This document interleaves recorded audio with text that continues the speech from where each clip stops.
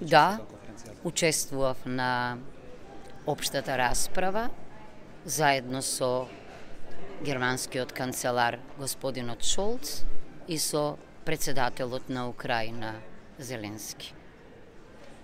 Моите видувања и моите препораки беа слични на мнозината други учесници, се однесува на поддршката на Украина и на понудената помош во сите области во опоравувањето што ќе следи по завршувањето на војната.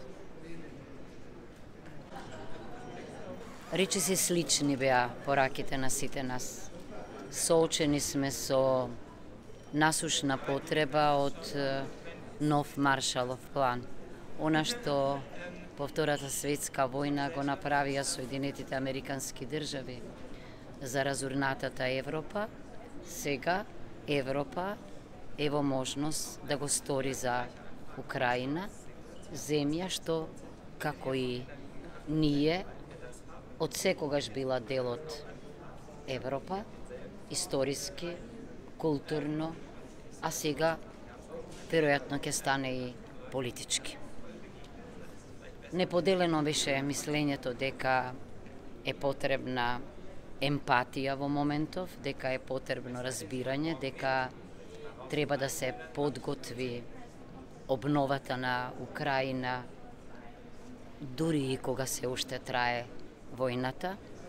Се разбира, ние и досега покажавме дека сме на линија на европската надворешна и безбедносна политика, не само што и помагаме на Украина како членка на НАТО со издвојување од 2% од бруто општествениот производ за НАТО, влегуваме во 18 држави со највисоки издвојувања, туку и колку што можевме, политички, понатаму воено, па и економски, и помагавме на Украина.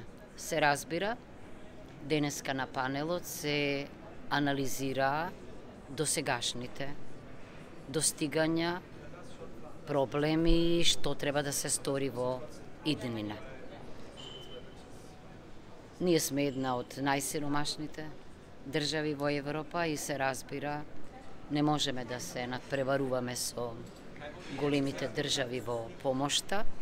Кога велам големите држави, мислам на економската и на воената помош, но се разбира има голем простор и за наше учество во сите останати области и ние рековме дека ќе продолжиме онаму каде што сме застанале во моментот. Консензус постои дека проблемите на Украина се европски проблеми, значи и наши проблеми, наш проблем е Украина, и дека треба да го сториме она што ни е должност. Се надевам дека не само во оценката на она што се случува во конфликтот, јасна, отворена осуда на агресијата кон Украина, туку и во чекорите што следат, значи помош од различен вид. Ние имаме искуство по распадот на бивша Југославија, крвав, со многу проблеми со кои се соочува и ќе се соочува Украина, и мислам дека тоа искуство можеме да го понудиме како помош. Јас сум многу задоволна од она што го чув. Се разбира, не сум задоволна од ситуацијата во Украина. Она што ме тревожи е ноторниот факт дека Европската заедница настана како мировен проект, да подсетам, во 50-тите години.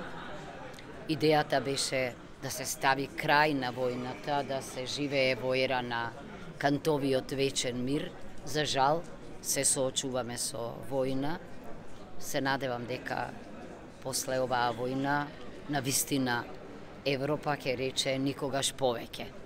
И ќе се држи до тоа, бидејќи мислам дека на вистина u 21. vek da se sočuvate so vojen konflikt među sosedi ne je dobar potek. Očekujem spravuvanje so problemi kako korupcija, videjki tije sekogaš odat so vojnite, problemi na dobro vladenje, izgradba na demokratijata i zato se radujem što Ukrajina vjerojatno će dobije početok na pregovori i posakuvam i nije da stavime kraj na ova saga od 23 godine i se razbira da ki počneme pregovorite so Evropskata unija. Se nadevam deka formiranje to na novo to ministerstvo za evrointegracija kako institucionalen dokaz za cvrsta posvetenost kon evropski odpad, ke go potikne naše to približuvanje vo EU i se razbira ke staneme standardna evropska država.